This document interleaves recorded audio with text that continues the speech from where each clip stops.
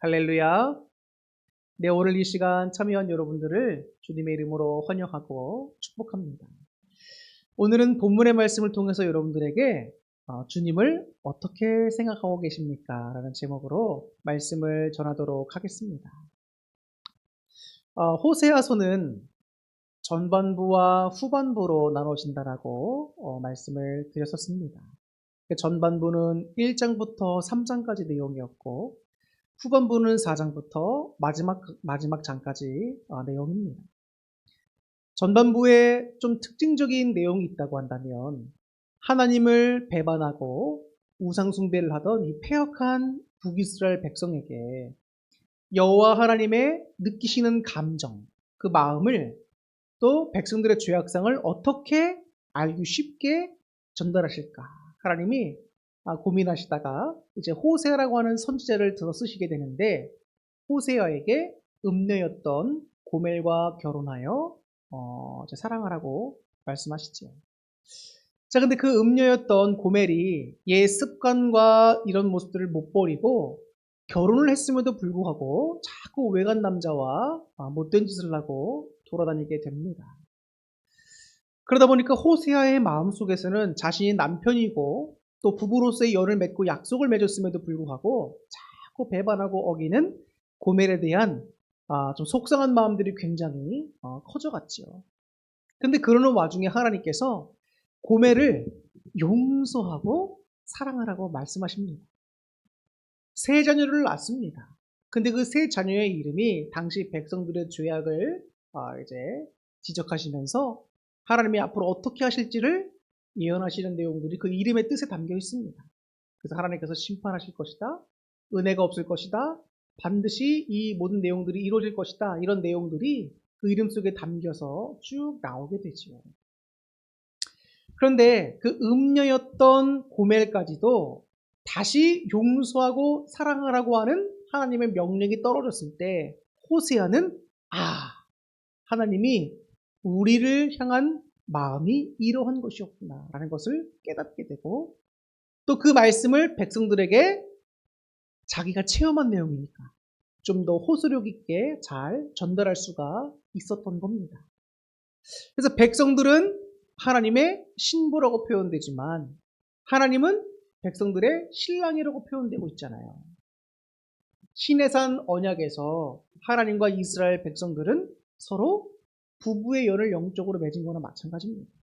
절대로 배반해서는 안 되는 소중한 약속이고 인연인 것이요.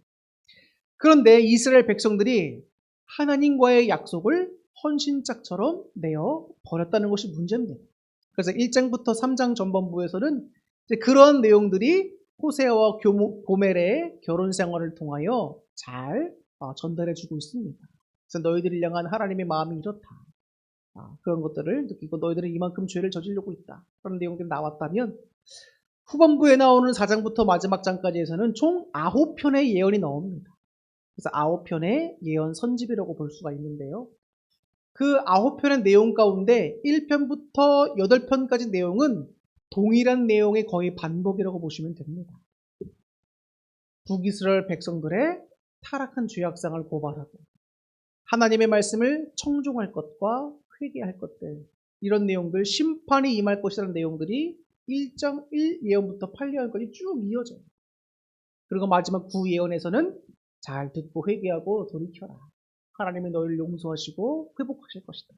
라는 희망적인 메시지로 이 호세아서는 마무리가 되게 됩니다. 근데 여러분 보세요. 우리가 똑같은 말을 한 번 하고 두 번 하고 세 번 했다고 칩시다. 그러면 그 말의 중함이 얼마나 큰 겁니까? 매우 강조하는 거죠. 한 번도 아니고 두 번도 아니고 세 번 강조했다는 것은 첫 번째는 말해도 잘 이해 못할 수 있으니까 그래 한 번 더 해줄게. 잘 들어. 두 번 했는데도 혹시 모르니까 마음에 더 세게 이라고 세 번을 말해준단 말이에요. 그 말은 반드시 듣고 기억하여 행해야 된다는 것을 말해주는 거예요. 그런데 세 번이 아니라 지금 몇 번이 반복되고 있다고요? 8번이 반복되고 있다는 겁니다. 백성들의 죄악을 8번이나 말씀하시면서 주님 말씀을 듣고 청종해.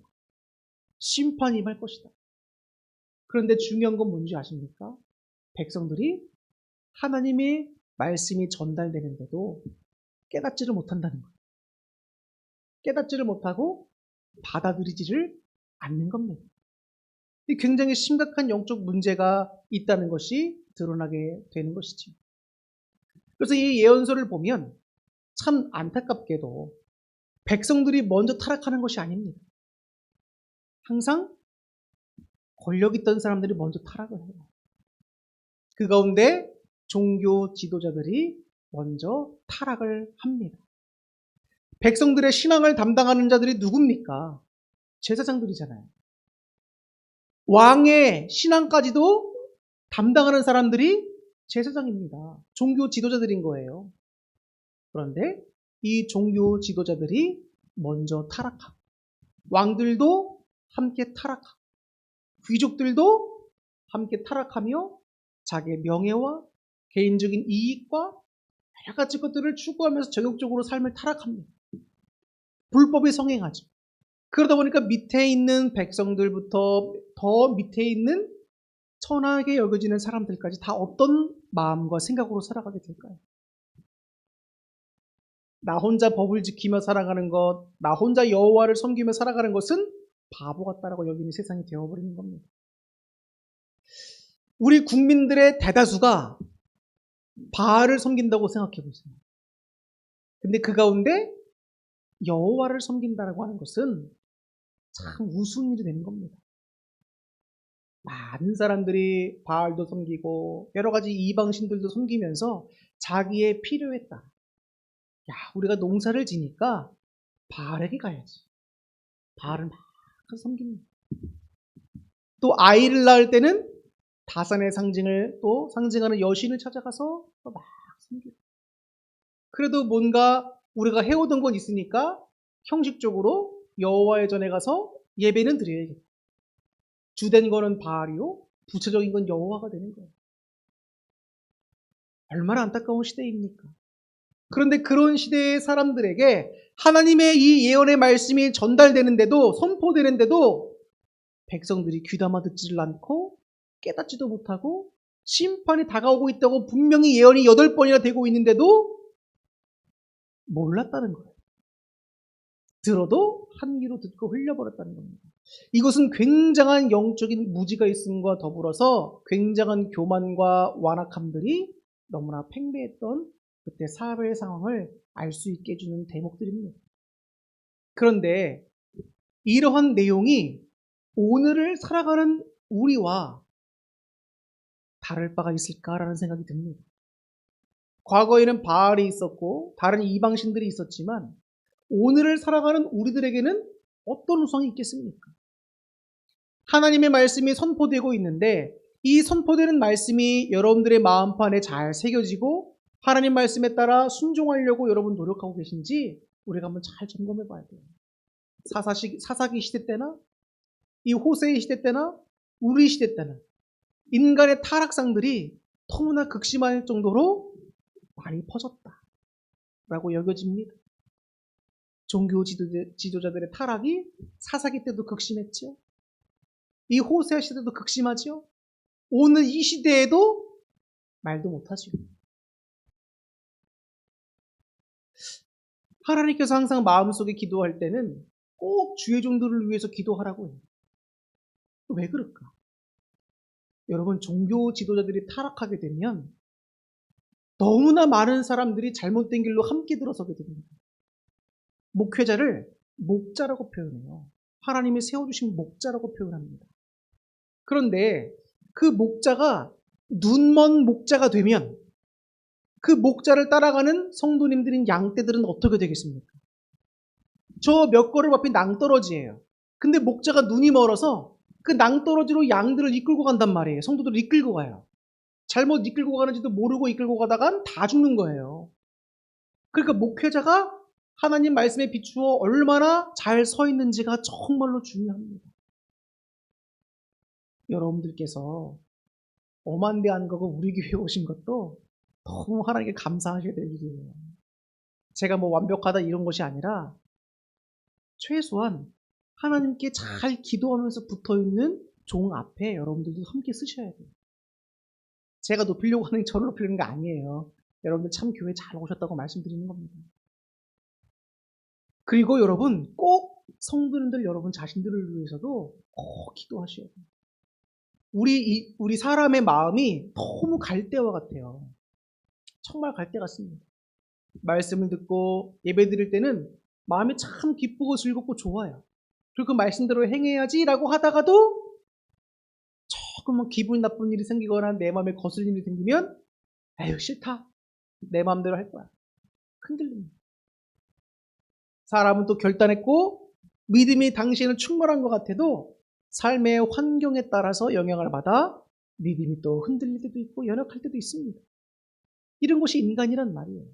그리고 악한 영들은 가만히 있나요? 날마다 우리를 공격해 옵니다. 매 순간마다 공격해 옵니다. 저도 하루에 많이 공격받습니다. 그럼에도 불구하고 하나님 말씀에 비추어서 자신을 바로 세우려고 저도 엄청 노력하고 있고 성령님께 기도합니다. 어제도 누워있는데 막 악한 생각들, 사탄 준 생각들이 막 들어와요. 제가 예수님으로 또 막 물리쳤습니다. 그랬더니 마음이 싹 정돈되는 거예요. 여러분 내 마음에 악한 생각이 들어올 때 가만두지 마세요. 자꾸 예수님으로 기도하면서 물리쳐야 됩니다. 영적 싸움이에요. 내 자신의 생각일 수도 있지만 그런 걸 틈타서 사탄이 자꾸 공격 들어와요. 중요한 건 악한 것은 멀리하고 하나님의 뜻에는 가까이 하고 이게 신앙의 지혜입니다. 죄를 다스릴 수 있는 능력들이 우리에게 필요하죠. 근데 그런 능력도 하나님을 경외하고 하나님 말씀을 잘 청종할 때야 가능한 거예요. 이 당시 때 호세아 때 백성들이 심판받기 얼마 안 남았을 때지만 보십시오. 하나님 말씀을 청종합니까? 안 하죠. 그러니까 회개하고 돌이키라는 말씀이 8번이나 주어지는데도 회개를 안 하고 돌이키지 않으니까 끝내 어떻게 됩니까? 심판을 받게 되잖아요. 하나님이 이미 모든 걸 알고 계시면서도 기회를 계속 주시는 거예요. 그럼 그 백성들을 향한 하나님의 그 지극한 마음과 사랑이 얼마나 표현할 수 없을 정도로 많은 겁니까? 내 아내가 내 남편이 한 번도 아니고 8번도 아니고 10번을 계속 바람 피웠다고 생각해봅니다. 그 결혼생활 유지 가능합니까? 이혼해야지. 근데 하나님은 그럼에도 불구하고 이스라엘 백성들을 용서하시고 회복해 주시고 사랑해 주신다는 그 내용을 성경 곳곳에 계속 적어놓고 계시는 거예요. 그러니까 제발 돌아오라는 거예요. 하나님의 이 마음이 느껴지십니까? 하나님은 오늘을 살아가는 우리에게도 동일한 걸 요구하시는 거예요. 우리는 성경을 보면서 과거의 이스라엘 백성들의 모습을 보면서 아이고 저 사람들 왜 저랬냐, 왜 이렇게 미련하냐, 말씀이 저는 빨리 돌이켜야지. 근데 우리 모습을 보면 우리도 그들의 모습이랑 똑같습니다. 참된 지혜는 어떤 겁니까? 여호와를 경외하고 주님 말씀이 선포됐을 때 자신을 점검하고 빠르게 회개하고 돌이키는 자가 참으로 지혜로운 자입니다. 여러분들은 하나님을 어떻게 생각하십니까? 주님을 어떤 분이라 생각하시나요? 제가 너무 안타까운 것이 있습니다. 신앙인 그리스도인 중에 하나님을 참 잘 섬기는 개그우먼이 있어요. 이성미라고 여러분 아십니까? 키 조그만 그 여자 개그맨 있잖아요. 개그우먼. 이성미 씨가 하나님을 그렇게 잘 섬깁니다. 그래서 이성미 씨를 통해서 연예계에 있는 많은 사람들이 예수님 믿게 됐어요. 조혜련 아시죠? 역시 개그우먼이잖아요. 조혜련이 남묘 호랭개교를 믿었던 사람이에요. 근데 그런 사람마저도 예수님 믿게 만들어서 조혜련도 신앙생활을 엄청 열심히 합니다. 하나님한테 귀하게 쓰임받고 있는 개그우먼이죠. 그런데 그 이성미 씨가 어느 유명한 목사님과 이제 같이 한 방송을 하는 프로그램에서 내용들이 나오는데 주제가 그거였어요. 왜 하나님은 나에 대한 내용을 나에게 말씀하셔야지 왜 다른 사람에게 말씀하셔서 그 사람을 통해서 나에게 전달하실까? 참 당혹스럽다. 이런 내용을 이성미 씨가 얘기하면서 이렇게 하는 거예요. 그러니까 자기도 신앙생활을 오래 해왔으니까 은사자들도 만나봤을 거고 이야기도 들었을 거 아닙니까? 그런데 왜 나에 대한 내용이면 하나님은 나에게 직접 말씀해 주셔야지. 왜 은사자라고 하는 사람들을 통해서 내 얘기가 전달되게 하시냐. 참 당황스럽다라는 거예요. 근데 그런 말을 주제를 나오고 하는데 그 나왔던 목사님께서는 그렇게 말씀하시는 겁니다. 그렇게 내가 하나님 말씀을 들었다, 너에게 전한다 라고 하는 사람들은 조심하셔야 됩니다. 그러니까 갑자기 옆에 있는 패널들이 막 웃으면서 그럼 그냥 걸러버려야 되나요? 그러니까 막 고개들 다 끄덕끄덕거리는 거예요. 제가 이 방송을 보고 그 밑에 달린 댓글들을 봤습니다. 댓글들을 봤더니 어떤 댓글들이 나오냐면 내가 직접 기도하고 내가 직접 응답받으면 됩니다. 이런 댓글들이 달리고 또 여러 가지 모습 보면서 막 댓글들이 달리는데 그 뉘앙스들이 어떤 뉘앙스냐면 하나님을 경외하는 모습들이 없어요. 믿는 자들에게 하나님을 경외하는 모습들이 안 보인단 말이에요. 내가 직접 기도하고 하나님이 직접 응답해 주실 수 있죠. 그러나 깨닫지를 못하면 하나님의 은사자들을 통해서 그 사람에게 말씀해 주시기도 해요. 이스라엘 백성들이 깨닫지를 못하지 않습니까? 하나님의 사람을 보내서 전해주는데도 못 깨닫지 않습니까? 또 어떤 댓글에는 그래요. 자기도 어떤 은사자라는 사람한테서 하나님 말씀을 전달 들었는데 나는 지금도 그게 무슨 말인지 모르겠어요. 이렇게 얘기하는 사람도 있더라고요. 하나님의 말씀이 직접 주어져도 깨닫지 못하는데 자기 스스로가 깨달을 만한 영적으로 능력이 안 되는데 어떻게 하나님 말씀을 깨닫습니까? 하나님의 말씀이 전달돼도 이 영혼이 깨닫지를 못할 때 하나님은 얼마나 답답하실까? 근데 인간들의 생각은 단순한 겁니다. 나에 대한 비밀스러운 얘기, 남들에게 말하기는 수치스러운 얘기, 나에게 직접 하시지 왜 하나님이 돌려서 이렇게 말씀하시냐? 굉장히 기분 상한다. 마음이 속상하다. 하나님 왜 이렇게 비인격적인 것 같으시냐?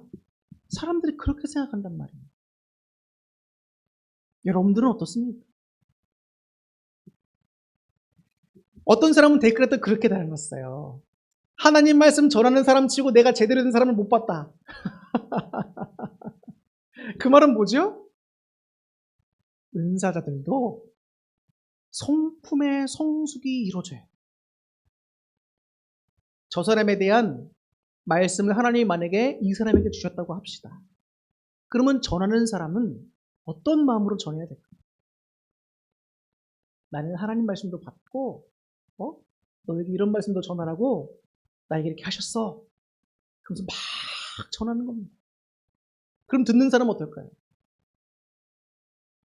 말을 안 듣게 되죠. 전하는 사람이 여러분 굉장히 중요합니다. 그래서 그런 은사 받은 게 굉장히 조심스럽게 잘 행해져요. 사랑으로, 겸손으로 행해져야 되는 겁니다. 내가 하나님 말씀을 이 사람 걸 받았다고 해서 내가 마음대로 막 전해야 될 권한이 내게 없어요. 이 영혼을 위하는 마음과 사랑하는 마음으로 정말 겸손하게 잘 지혜롭게 전할 수 있도록 하니까 기도하고 전해야 돼요. 듣는 사람은 어때야 됩니까? 하나님 말씀이 전달된다고 한다면 첫 번째는 겸손으로 잘 받아들여야 됩니다. 그리고 분별이 필요해요. 아무한테나 가서 막 하나님 말씀을 들어도 안 되겠지만 하나님 말씀이 전달된다고 할 때 한번 잘 귀담아 들어보세요. 그리고 그 말씀이 성경에서 벗어나는가. 그리고 그 말씀이 내 삶을 비출 때 정말 나의 어떤 것들을 잘 찔르면서 합당하게 말씀해주고 있는가. 한번 잘 또 분별해 보세요.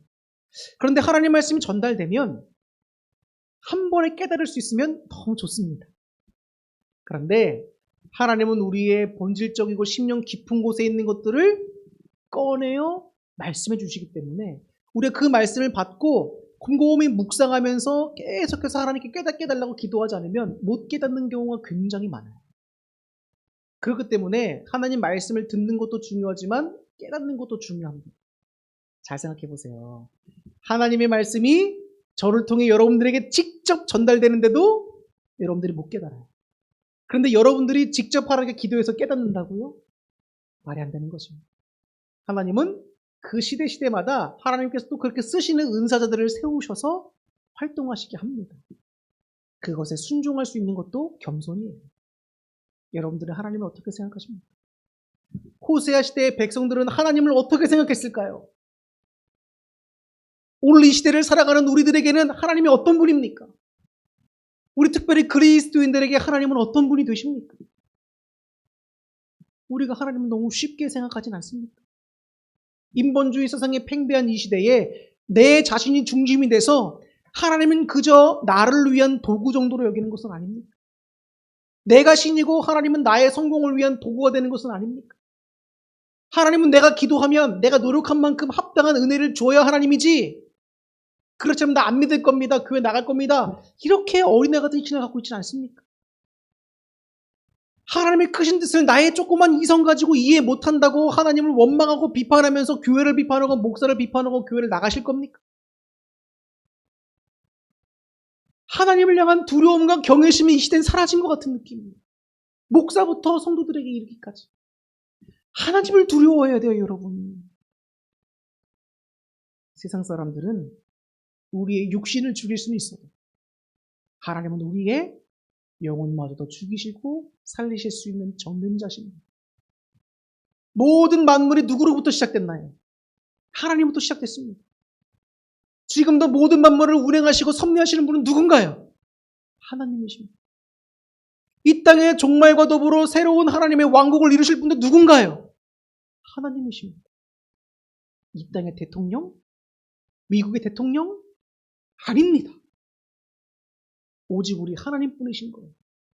근데 그 왕 대신 신중의 신이신 그 하나님 앞에 우린 너무나 겸손한 모습이 없고 주를 경외하는 모습들이 없어요. 우린 깨달아야 됩니다. 주님은 창조주이시자, 전능자이시자, 만왕의 왕이시요 만군의 주십니다. 그분 앞에 우리는 어떤 마음을 가져야 됩니까? 겸손한 마음으로 가집니다. 주님을 두려워하는 마음을 가질 때 경거망동하거나 방종하지 않을 수 있는 거예요. 이 시대의 백성들이 하나님을 경외했다면 하나님 말씀이 선포되기도 전에 하나님 말씀에 비추어 자신들의 모습을 늘 점검했을 겁니다. 여러분, 신앙생활할 때 정말 중요한 게 뭘까요? 하나님의 말씀을 겸손히 잘 듣고 자신의 모습을 점검하는 거예요. 이게 늘 있지 않으면 우리의 신앙은 여러분 제자리 걸음할 뿐입니다. 설교를 마치려고 합니다. 여러분, 주님의 말씀을 저도 잘 전해야 됩니다. 하나님의 말씀 잘 전해야 돼요. 그리고 듣는 여러분도 하나님의 말씀을 잘 새겨 들으셔야 됩니다. 하나님의 말씀을 제가 가끔 여러분들에게 전해드릴 때가 있죠? 그럴 때 여러분 저도 굉장히 노력하는 겁니다. 쉽지 않아요. 다른 사람에게 주어지는 말씀을 대언해서 전한다는 건 절대 쉽지 않습니다. 여러분들을 사랑하는 마음과 하나님을 두려워하는 마음이 있어서 겸손하게 전하려고 많이 노력하는 거예요. 전하는 자도 잘 전해야 되고 듣는 자도 겸손과 청종하겠다는 마음으로 잘 들으셔야 됩니다. 왜일까요?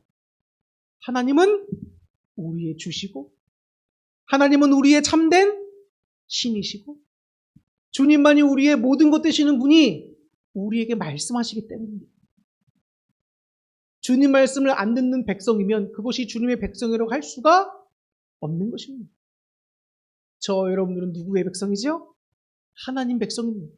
그럼 우린 누구의 말씀을 들어야 되죠? 하나님의 말씀을. 어떻게? 겸손과 경외합니다. 청종하겠다는 경건의 마음으로 잘 받으실 수 있기를 바랍니다. 주님을 어떻게 내가 생각하고 여기고 있는지를 잘 생각하고 내가 말씀에 비추어 어디서 떨어지는지를 점검하고 회개하며 하나님의 거룩한 백성으로 서나가실 수 있기를 주님의 이름으로 축원합니다. 기도하겠습니다.